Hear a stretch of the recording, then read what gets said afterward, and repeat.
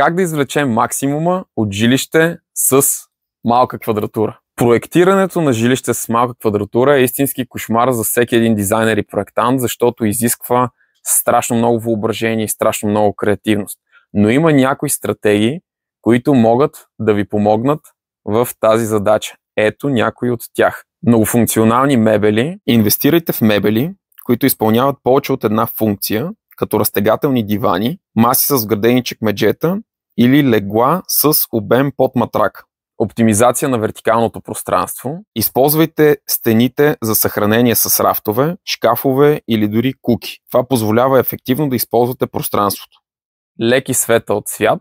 Избирайте светли и неутрални цветове за стените и мебелите, за да създадете илюзията за по-голямо пространство. Тъмните цветове могат да затворят визуално стаята.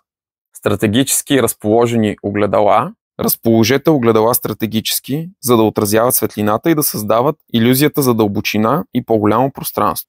С тези съвети може да направите вашето жилище много по-уютно и по-практично. Следва продължение.